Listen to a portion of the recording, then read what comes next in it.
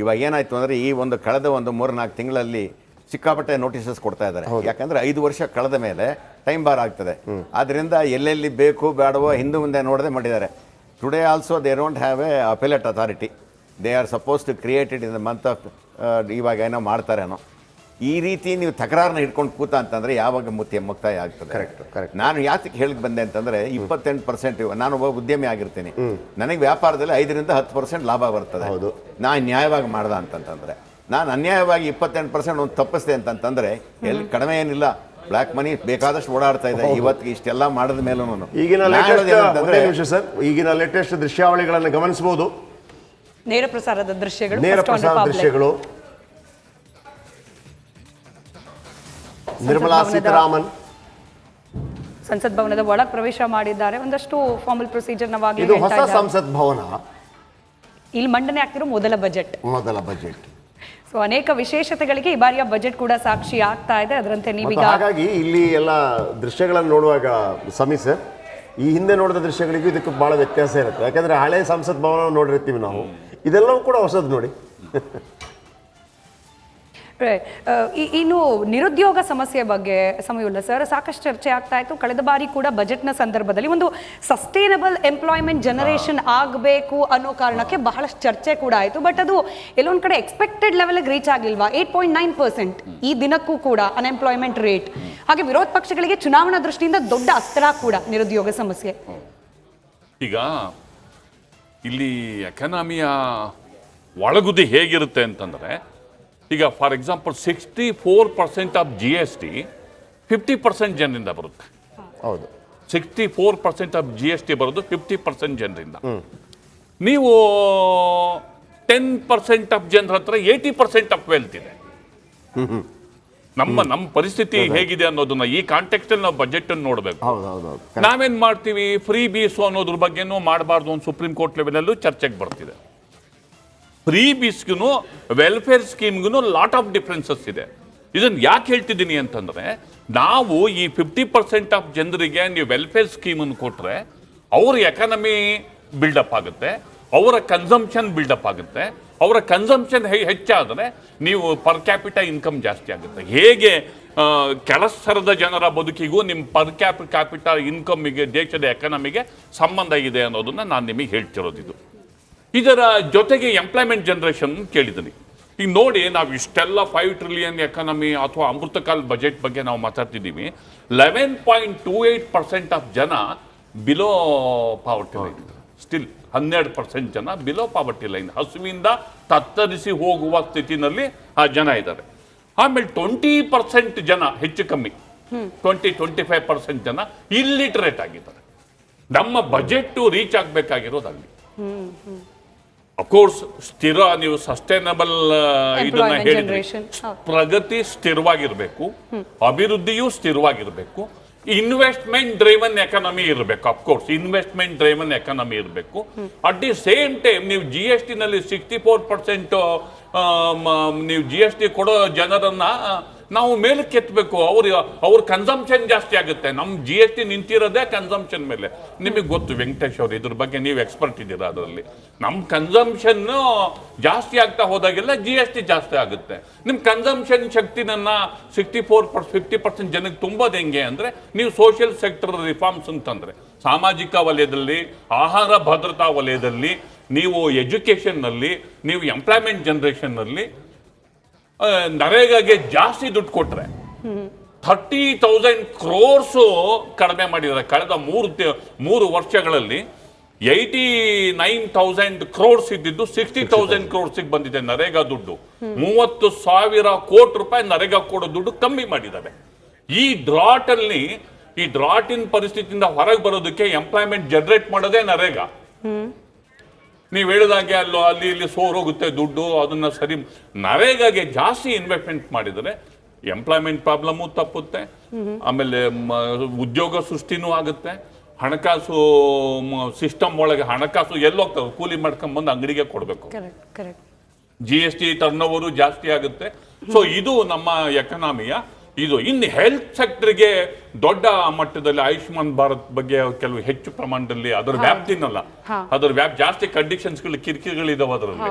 ಅದನ್ನ ಅಮೆಂಡ್ಮೆಂಟ್ ತಂದು ಅದು ಹೆಚ್ಚು ಜನ ಹೆಲ್ತ್ ಸೆಕ್ಟರ್ಗೆ ಹೋಗೋಕ್ ಮುಂಚೆ ನಮ್ಮ ಜೊತೆಯಲ್ಲಿ ಡಾಕ್ಟರ್ RH ಪವಿತ್ರ ಅವರಿದ್ದಾರೆ, associate professor, department of economics, Karnataka state open university Mysuru. ಕಾರ್ಯಕ್ರಮಕ್ಕೆ ಸ್ವಾಗತ ಮೇಡಮ್. 1-2 ನಿಮಿಷ ನಿಮ್ಮ ಸಹನೆ. ದಿವ್ಯಾ ಅವ್ರ ಹತ್ರ ಒಂದು ಕ್ವಿಕ್ ರಿಯಾಕ್ಷನ್.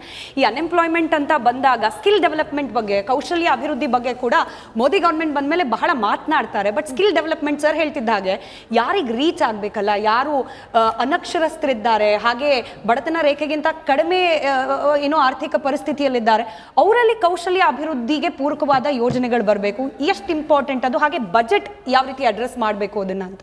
ಖಂಡಿತವಾಗಿಯೂ ಈ skill development is very important. ಅದು ಒಂದು ಫೌಂಡೇಶನ್ ಥರ ನಮ್ಮ ದೇಶಕ್ಕೆ. ತುಂಬ ಇವಾಗ ನೋಡಿ, ಕೇರಳ ಒಂದು ಸ್ಟೇಟ್ 100% ಲಿಟ್ರೇಟ್ ಆಗಿದೆ. ಯಾಕೆ ಬೇರೆ ಬೇರೆ ಸ್ಟೇಟ್ಗಳಲ್ಲಿ ಅದು ತಗೋತಾ ಇಲ್ಲ? ಸೊ ಲಿಟ್ರಸಿ ಇನ್ಕ್ರೀಸ್ ಮಾಡಬೇಕು. ಸ್ಕಿಲ್ ಡೆವಲಪ್ಮೆಂಟು ತಾಲೂಕ್ ಲೆವೆಲಲ್ಲಿ, ಡಿಸ್ಟಿಕ್ ಲೆವೆಲಲ್ಲಿ, ಸಿಟಿ ಲೆವೆಲಲ್ಲಿ ಎಲ್ಲ ಕಡೆ ಸ್ಕಿಲ್ ಡೆವಲಪ್ಮೆಂಟ್ ಇನ್ಸ್ಟಿಟ್ಯೂಟ್ಸು, ಬೇಕಾದಷ್ಟು ಕಂಪ್ನಿಗಳಿದೆ, ಬೇಕಾದಷ್ಟು ಗೌರ್ಮೆಂಟ್ ಸೆಕ್ಟರ್ ಇದೆ. ಸ್ಕಿಲ್ ಡೆವಲಪ್ಮೆಂಟ್ ಟ್ರೈನಿಂಗ್ ಮಾಡೋದಕ್ಕೆ, ಅವ್ರಿಗೆ ಟ್ರೈನ್ ಆದ ತಕ್ಷಣ ಬೇರೆ ಕಂಪ್ನಿಗೆ ಹೋಗೋದಕ್ಕೆ ಈ ಥರದೊಂದು ಪ್ರೋಗ್ರಾಮ್ ಮಾಡಬೇಕು. ಬೈಸೆಪ್ ಅಂತ ಒಂದು ಪ್ರೋಗ್ರಾಮ್ ಇತ್ತು. ಆ ಬೈಸೆಪ್ ಅನ್ನೋ ಪ್ರೋಗ್ರಾಮ್ನಲ್ಲಿ ಸರ್ಕಾರ ಒಂದು 10,000 50% ಆಫ್ ಸ್ಯಾಲ್ರಿ ಉದ್ಯಮಿಗಳಿಗೆ, ಮತ್ತು ಉದ್ಯಮಿಗಳು 50% ಸ್ಯಾಲ್ರಿ, ಈ ಥರ ಒಂದು 6 ಮಂತ್ಸ್ವರೆಗೂ ಕೊಡ್ತಾಯಿತ್ತು. ಈ ಥರ ಒಂದು ಪ್ರೋಗ್ರಾಮ್ ತುಂಬ ನಾನು ಒಂದು ಅವೈಲ್ ಮಾಡಿಕೊಂಡೆ ಅದನ್ನ. ನನಗೆ ಈಗ ಸ್ಕಿಲ್ ಡೆವಲಪ್ಡ್ ಆಗಿರೋ ಫ್ರೆಶರ್ ಯಾರೋ MSc MBA ಮಾಡಿರೋ ಒಂದು ಕ್ಯಾಂಡಿಡೇಟು 50% ಆಫ್ ಸ್ಯಾಲ್ರಿ ಸರ್ಕಾರ ಕೊಡ್ತು ಅವ್ರಿಗೆ. ಈ 50% ಆಫ್ ಸ್ಯಾಲ್ರಿ ಹೀಗೆ 6 ಮಂತ್ಸು. ಈ ಥರ ಒಂದೊಂದು ಕಂಪ್ನಿಗೆ ತುಂಬ ಜನಕ್ಕೆ ಅವೇರ್ನೆಸ್ ಇಲ್ಲ. ಒಂದೊಂದು ಕಂಪ್ನಿನಲ್ಲಿ ಇಷ್ಟು ಜನ ಈ ಥರ ಸರ್ಕಾರದಿಂದ ಇದು ಅವೈಲ್ ಮಾಡ್ಕೊಬೇಕು. ಇದ್ರ ಬಗ್ಗೆ ಮೋರ್ ಆ್ಯಂಡ್ ಮೋರ್ ಅವೇರ್ನೆಸ್ ಆಗಬೇಕು. ಇದು ಅರ್ಬನ್ ಅಂತದಲ್ಲ, ರೂರಲ್ ಸೆಕ್ಟರಲ್ಲೂ ಅಷ್ಟೇ. ಒಬ್ಬೊಬ್ರಿಗೆ ಒಂದೊಂದು ಸ್ಕಿಲ್ ಇರುತ್ತೆ. ಒಬ್ಬರಿಗೆ ನೇಯೋ ಸ್ಕಿಲ್ ಇರುತ್ತೆ, ಇನ್ನೊಬ್ಬರಿಗೆ ಕಸೂರಿ ಮಾಡೋ ಸ್ಕಿಲ್, ಬೇರೆ ಬೇರೆ ಥರ ಸ್ಕಿಲ್ಸ್ ಇದೆ. ಆ ಸ್ಕಿಲ್ಸ್ನ ಐಡೆಂಟಿಫೈ ಮಾಡಿ ಅದನ್ನ ಎಕ್ಸ್ಪೋರ್ಟ್, ಇನ್ನೊಂದು ಇಂಪಾರ್ಟೆಂಟ್ ಹೇಳಬೇಕಾಗುತ್ತೆ, ಇಲ್ಲೇ ಮಾಡಿಕೊಂಡು ಇಲ್ಲೇ ಎಕ್ಸ್ಪೋರ್ಟ್ ಮಾಡೋದಕ್ಕೆ ಅವೇರ್ನೆಸ್ ತರಬೇಕು. ಯಾವಾಗ ಎಕ್ಸ್ಪೋರ್ಟ್ ಜಾಸ್ತಿ ಆಗುತ್ತೋ ಇನ್ವೆಸ್ಟ್ಮೆಂಟ್ ಬೇರೆ ಕಂಟ್ರಿಯಿಂದ ಜಾಸ್ತಿ ಆಗುತ್ತೆ. ಇನ್ನೊಂದು ಇಂಪಾರ್ಟೆಂಟ್ ಪಾಯಿಂಟ್ ಹೇಳಬೇಕಾಗ ಇಷ್ಟಪಡ್ತೀನಿ, ಕನ್ಸ್ಟ್ರಕ್ಷನ್ ಮೇಲೆ GST ಕ್ಲೇಮ್ ಮಾಡೋಕ್ಕಾಗಲ್ಲ. ಫಾರ್ ಎಕ್ಸಾಂಪಲ್, ಯಾವುದೇ ಒಂದು ಉದ್ಯಮಿ 10 ಕೋಟಿ ಇನ್ವೆಸ್ಟ್ ಮಾಡಿ ಒಂದು ಇಂಡಸ್ಟ್ರಿ ಕನ್ಸ್ಟ್ರಕ್ಟ್ ಮಾಡ್ತಾನೆ ಅಂದರೆ 2 ಕೋಟಿ ಡೈರೆಕ್ಟ್ GST ಹೋಗುತ್ತೆ, 1.8 ಕೋಟಿ. ಆ ಮನಿ ವಾಪಸ್ ಬರೋದಿಲ್ಲ. ಬೇರೆ GSTಗಳೆಲ್ಲ ವಾಪಸ್ ಕ್ಲೇಮ್ ಮಾಡ್ಕೋಬೋದು. ಇದು ನಾನ್ ಕ್ಲೇಮಬಲ್, ಅಂದರೆ 2 ಕೋಟಿ ಎಕ್ಸ್ಟ್ರಾ ಮನಿ ಕೇಳ್ತಾ ಇದ್ದಾರೆ. ಸೊ ಇದರಿಂದ ಕನ್ಸ್ಟ್ರಕ್ಷನ್ನು, ಮ್ಯಾನುಫ್ಯಾಕ್ಚರಿಂಗು ಎಲ್ಲೋ ಒಂದು ಕಡೆ ಹೊಡ್ತಾ ಬೀಳ್ತಾ ಇದೆ ನಮ್ಮ ದೇಶದಲ್ಲಿ ಅಂತ. ಇದ್ರ ಮೇಲೆ ಸ್ವಲ್ಪ ರಿಫಾರ್ಮೇಷನ್ ಮಾಡೋದು ತುಂಬ ಒಳ್ಳೆಯದು ಅಂತ ಹೇಳಿ ಒಂದಷ್ಟು ಇಂಟ್ರೆಸ್ಟಿಂಗ್ ದೃಶ್ಯಗಳು ನಾವು ಗಮನಿಸ್ತಾ ಇದ್ವಿ. ರಾಷ್ಟ್ರಪತಿ ದ್ರೌಪದಿ ಮುರ್ಮು ಅವರನ್ನ ಭೇಟಿಯಾಗಿದ್ದಾರೆ. ವಿತ್ತ ಸಚಿವೆ ನಿರ್ಮಲಾ ಸೀತಾರಾಮನ್ ವಾಡಿಕೆಯಂತೆ ಸಿಹಿಯನ್ನ ತಿನ್ನಿಸಿದ್ದಾರೆ. ಒಂದು ಖುಷಿಯ ಸಂದರ್ಭ. ಆ ಸಂದರ್ಭದ ಫೋಟೋವನ್ನ ಸೊ ಈಗ ನಿರ್ಮಲಾ ಸೀತಾರಾಮನ್ ನಮಗೆ ಸಿಹಿ ತಿನ್ನಿಸ್ಬೇಕು. Expectation correct. ಪವಿತ್ರ ಅವರು, ಈಗ ನಾವು ಒಂದಷ್ಟು ಅಂಶಗಳನ್ನ ಆಲ್ರೆಡಿ ಡಿಸ್ಕಸ್ ಮಾಡಿದ್ವಿ. ಬಟ್ ನೀವು ಆರ್ಥಿಕ ತಜ್ಞೆಯೂ ಆಗಿರೋದ್ರಿಂದ ನಿಮ್ಮಿಂದ ನನಗೆ ಬೇಕಾಗಿರೋ ಪ್ರತಿಕ್ರಿಯೆ. ಈಗ ಚುನಾವಣೆ ಹತ್ತಿರದಲ್ಲಿರೋದ್ರಿಂದ ಒಂದು ಜನರ ನಿರೀಕ್ಷೆ, ಜನರಿಗೆ ಪರವಾದ ಒಂದಷ್ಟು ಪಾಪ್ಯುಲರ್ ಸ್ಕೀಮ್ಗಳನ್ನು ಅನೌನ್ಸ್ ಮಾಡಲಿ ಅಂತೇಳಿ. ಬಟ್ ನಿರ್ಮಲಾ ಸೀತಾರಾಮನ್ ಆದಿಯಾಗಿ ಮೋದಿ ಕ್ಯಾಬಿನೆಟ್ನಲ್ಲಿರುವ ಎಲ್ಲರೂ ಮಾತನಾಡೋದು ಈ ಆರ್ಥಿಕ ಶಿಸ್ತಿನ ಬಗ್ಗೆ.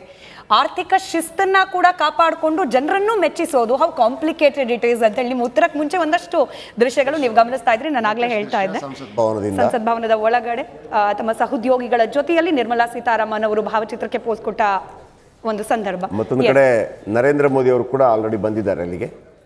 ಎಸ್ ಪವಿತ್ರ ಮೇಡಮ್, ಆರ್ಥಿಕ ಶಿಸ್ತು ಜೊತೆಗೆ ಜನರನ್ನು ಮೆಚ್ಚಿಸೋ ಕಾರ್ಯ. ನಮಸ್ತೆ. ಆರ್ಥಿಕ ಶಿಸ್ತು ಅನ್ನುವಂಥ ಒಂದು ವಿಷಯ ತಗೊಂಡಾಗ fiscal reforms and budget management ಅನ್ನೋ ಒಂದು ಅಡಿಪಾಯವನ್ನು ಹಾಕೊಂಡು ಹೇಳೋದಾದರೆ, ಇವತ್ತಿನ ಬಡ್ಜೆಟ್ಟು ಕೇವಲ ಜನಸಾಮಾನ್ಯರಿಗೆ, ಜನರನ್ನು ಮೆಚ್ಚಿಸೋದಕ್ಕೆ ಒಂದು ಯೋಜನೆಗಳನ್ನೇ ನೀಡೋದಾದರೆ ಖಂಡಿತವಾಗ್ಲೂ ಆರ್ಥಿಕ ಶಿಸ್ತನ್ನು ಸರ್ಕಾರಗಳು ಯಾವುದೂ ಕಾಪಾಡ್ಕೊಳ್ಳೋಕ್ಕಾಗಲ್ಲ. ಯಾಕೆ ಅಂತಂದರೆ, ನಾವು ಬಡ್ಜೆಟ್ ಅಂತ ಹೇಳಿದಾಗ 2 ರೀತಿಯ ಎಕ್ಸ್ಪೆಂಡಿಚರ್ನ ನೋಡ್ತೀವಿ. ಒಂದು ಕಡೆ ರೆವೆನ್ಯೂ ಎಕ್ಸ್ಪೆಂಡಿಚರ್, ಮತ್ತೊಂದು ಕಡೆ ಕ್ಯಾಪಿಟಲ್ ಎಕ್ಸ್ಪೆಂಡಿಚರ್. ರೆವೆನ್ಯೂ ಎಕ್ಸ್ಪೆಂಡಿಚರ್ ಅಂತ ಹೇಳಿದಾಗ ಇದು ಇಂಟರಿಮ್ ಬಡ್ಜೆಟ್ ಆಗಿದೆ. ಮಧ್ಯಂತರ ಬಡ್ಜೆಟ್ ಅಂತ ಹೇಳಿದಾಗ ಸರಿಸುಮಾರಾಗಿ 3 ರಿಂದ 4 ತಿಂಗಳ ಕಾಲಕ್ಕೆ ಏನೇನು ಖರ್ಚು ವೆಚ್ಚಗಳು ಬೇಕೋ ಅದನ್ನು ಮಾಡ್ಕೊಳ್ಳುವಂಥದ್ದು. ಹೊಸ ಸರ್ಕಾರ, full fledged government, full fledged budget ಬರೋವರೆಗೆ ಈ ಮಧ್ಯಂತರ, ಅದನ್ನು ವೋಟ್ ಆನ್ ಅಕೌಂಟ್ ಅಂತಲೂ ಕೂಡ ಕರೀತೀವಿ, ಲೇಖ ಅನುದಾನ. ಆದರೆ ಇಲ್ಲಿ ಏನಾಗ್ತಿದೆ ಅಂತಂದರೆ, ಈ ವೆಚ್ಚ ಮಾಡುವಂಥ ಸಂದರ್ಭದಲ್ಲಿ ಈ ಫಿಸ್ಕಲ್ ಡೆಫಿಸಿಟ್, ವಿತ್ತೀಯ ಕೊರತೆ ಶೇಕಡವಾರು 5.7% ಕಳೆದ ಬಡ್ಜೆಟ್ನಲ್ಲಿ. ನಾವಿವತ್ತೆಲ್ಲ ಕಾಯ್ತಿರುವಂಥದ್ದು ಕೊನೆಯಲ್ಲಿ ಎಲ್ಲ ಅಂಶಗಳನ್ನು ನೋಡ್ತಾರೆ, ಯೋಜನೆಗಳನ್ನು ನೋಡ್ತಾರೆ, ಕೊನೆಯಲ್ಲಿ ಬರುತ್ತದು ಫಿಸ್ಕಲ್ ಡೆಫಿಸಿಟ್ ಅಂತ. ಅಂದರೆ ಆ ಡಿಸಿಪ್ಲಿನ್, ಫಿಸ್ಕಲ್ ಡಿಸಿಪ್ಲಿನನ್ನು ನಾವು ಮೇಂಟೈನ್ ಮಾಡಿಕೊಂಡು ಜನರಿಗೆ ಯಾವುದು ಪ್ರೊಡಕ್ಟಿವ್ ಯೋಜನೆಗಳಿದೆ ಅದರ ಮೇಲೆ ಏನು ಖರ್ಚು ಮಾಡಿದ್ದಾರೆ, ಅನ್ಪ್ರೊಡಕ್ಟಿವ್ ವೆಚ್ಚಗಳು, ಅನುತ್ಪಾದಕ ವೆಚ್ಚಗಳ ಮೇಲೆ ಎಷ್ಟು ವೆಚ್ಚ ಆಗಿದೆ, ಇದನ್ನ ನೋಡಿಕೊಂಡು ಬ್ಯಾಲೆನ್ಸ್ ಆಗಿ ಕೇವಲ ಯೋಜನೆಗಳಿಗೆ ಮಾತ್ರ ಅಲ್ಲ, ಇದು ದೀರ್ಘಾವಧಿಯ ಅಥವಾ ಅಲ್ಪಾವಧಿಯ ಜನಸಾಮಾನ್ಯರಿಗೆ ಅನುಕೂಲ ಆಗಿ ಉತ್ಪಾದಕತೆ ಹತ್ರ ಮುಂದೆ ಹೋಗಬೇಕು ಈ ಬಡ್ಜೆಟ್. ಹಾಗಾಗಿ ಇದು ಓಟನ್ನೇ ಒಂದನ್ನೇ ಇಟ್ಕೊಂಡು ಇದು ಜನಸಾಮಾನ್ಯರಿಗೆ ಕಲ್ಯಾಣಕ್ಕಾಗಿ ಇಟ್ಕೊಂಡು ಮಾಡೋದಾದ್ರೆ ಖಂಡಿತವಾಗ್ಲೂ ಎರಡನ್ನೂ ಅದರ ಮಿಡಲ್ ಬಿಜೆಪಿ ಅವರದ ಒಂದು ವಾದ ಏನಪ್ಪಾ ಅಂತಂದ್ರೆ, ನರೇಂದ್ರ ಮೋದಿ ಅವರು ಕಳೆದ ಬಾರಿ ಎಲೆಕ್ಷನ್ ಇದ್ದಾಗಲೂ ಕೂಡ ಅದು ಏನು ಕೊಟ್ಟಿಲ್ಲ, ಕೊಡೋದಿಲ್ಲ. ಸೊ ಹಾಗಾಗಿ ಈ ಬಾರಿ ಕೂಡ ಅಂತ ನಿರೀಕ್ಷೆಗಳು ಯಾರಿಗೂ ಇಲ್ಲ ಅಂತ. ಲಾಸ್ಟ್ ಟೈಮ್ ಕೂಡ ಅದರ ಹಿಂದಿನ ಬಡ್ಜೆಟ್ ಅನ್ನು ನೋಡಿದಾಗ ಶೇಕಡವಾರು 6.4% ವಿತ್ತೀಯ ಕೊರತೆ ಇತ್ತು 2022-23. 23-24ರಲ್ಲಿ ಶೇಕಡವಾರು 5.7ಕ್ಕೆ ಆ ವಿತ್ತೀಯ ಕೊರತೆಯನ್ನು ಕಡಿಮೆ ಮಾಡಿದ್ದಾರೆ. ಈಗ ಅದಕ್ಕಿಂತ ಕಡಿಮೆ ಪ್ರಮಾಣದಲ್ಲಿ ಆಗಬಹುದೇನೋ ಎಲೆಕ್ಷನ್ಸ್ ಮುಂದಿದ್ರೂ ಕೂಡ. ಯಾಕಂದ್ರೆ ನಾವು ಪ್ರತಿ ವರ್ಷ ನೋಡಿರೋ ಹಾಗೆ ಯಾವುದು ಕೂಡ ಜನರಿಗೆ ನೇರವಾಗಿ ಒಂದಷ್ಟು ಯೋಜನೆಗಳನ್ನು ಕೊಟ್ಟು ಅನುತ್ಪಾದಕವಾಗಿರುವಂಥ ಯೋಜನೆಗಳನ್ನು ಕೇಂದ್ರ ಸರ್ಕಾರ ಮಾಡಿದ್ದು ಕಳೆದ 6 ಬಡ್ಜೆಟ್ಗಳಲ್ಲಿ. ಮೇಡಮ್ ನಿರ್ಮಲಾ ಸೀತಾರಾಮನ್ ಅವರು ಮಾಡಿರುವಂಥ ಬಡ್ಜೆಟ್ಗಳಲ್ಲಿ ನಾವು ಗಮನಿಸಿಲ್ಲ. ವಿತ್ತೀಯ ಕೊರತೆ ಕಡಿಮೆ ಆಗ್ತಿರೋದನ್ನ ನೋಡ್ತಾ ಇದ್ದೀವಿ. ಹಾಗಾಗಿ ಈ ಬಾರಿಯೂ ಕೂಡ ಇದು ಲೇಖಾನುದಾನ ಓಟಾನ್ ಅಕೌಂಟ್ ಆಗಿದ್ರು ಇದು 3 ಅಥವಾ 4 ತಿಂಗಳಿಗಾಗಿರೋದ್ರಿಂದ ಜನಸಾಮಾನ್ಯರಿಗೆ ಅಲ್ಪಾವಧಿಯಲ್ಲಿ ಏನು ಬೇಕು, ಉದ್ಯೋಗ ಸೃಷ್ಟಿಯಾಗಿರ್ಬೋದು, ಜನರಿಗೆ ಮೂಲಭೂತ ಸೌಕರ್ಯಗಳನ್ನು ಹೆಚ್ಚು ಮಾಡೋದಕ್ಕೆ ಇನ್ಫ್ರಾಸ್ಟ್ರಕ್ಚರ್ ಆಗಿರ್ಬೋದು, ಇಂಡಸ್ಟ್ರಿಯಲ್ ಇನ್ಫ್ರಾಸ್ಟ್ರಕ್ಚರ್ ಕಾರಿಡಾರ್ಗಾಗಿರ್ಬೋದು, ನಮ್ಮ ಕರ್ನಾಟಕಕ್ಕೆ ಮೂಲವಾಗಿ ಏನು ಬೇಕು, ಇಂಥ ದೃಷ್ಟಿಕೋನಗಳನ್ನು ಇಟ್ಕೊಂಡು ಅಭಿವೃದ್ಧಿ ಹತ್ರ ಒಂದಷ್ಟು ಕಾರ್ಯಕ್ರಮಗಳಾಗಬಹುದು. ಹಾಗಾಗಿ ವಿತ್ತೀಯ ಕೊರತೆ ಮತ್ತಷ್ಟು ಕಡಿಮೆ ಮಾಡುವಂತ ಸಾಧ್ಯತೆಗಳು with the intention of having fiscal and financial discipline, fiscal reforms and budget management act ಒಳಗಡೆ ಈ ವಿತ್ತೀಯ ಕೊರತೆ ಕಡಿಮೆ ಆಗಬಹುದೇನೋ ಅನ್ನೋದು ನನ್ನ. ನೀವು ಬರೋಕ್ ಮುಂಚೆ ನಾವು ಇದನ್ನ ಡಿಸ್ಕಸ್ ಮಾಡ್ತಿದ್ವಿ. ಹಾಗೆ ಈ ಬಾರಿ ನಿರೀಕ್ಷೆ ಕೂಡ ಅದೇ, ನಾರಿ ಶಕ್ತಿ ಅಂತ ಹೇಳಿ ಪದೇ ಪದೇ ಹೇಳ್ತಿರೋದ್ರಿಂದ ಮಹಿಳೆಯರನ್ನ ಮೆಚ್ಚಿಸುವಂತಹ ಅಥವಾ ಮಹಿಳೆಯರ ಅಭಿವೃದ್ಧಿಗೆ ಪೂರಕವಾದಂತಹ ಯೋಜನೆಗಳು ಘೋಷಣೆ ಆಗಬಹುದು ಅಂತ ಹೇಳಿ. ಇಲ್ಲಿ ಒಂದು ಕನ್ಫ್ಯೂಷನ್ ಅಂತಂದ್ರೆ, ಆಲ್ರೆಡಿ ಕರ್ನಾಟಕದಲ್ಲಿ ಕೈಗೆ ಹಣ ಕೊಡ್ತಿದೆ ಕಾಂಗ್ರೆಸ್ ಸರ್ಕಾರ, ಅಕ್ಕಿ ಫ್ರೀ ಕೊಡ್ತಾ ಇದೆ, ಬಸ್ ಫ್ರೀಯಾಗಿ ಕೊಟ್ಟಿದ್ದಾರೆ, ಕರೆಂಟ್ನಲ್ಲೂ ಕೂಡ ಒಂದಷ್ಟು ವಿನಾಯಿತಿಯನ್ನು ಕೊಟ್ಟಿದ್ದಾರೆ.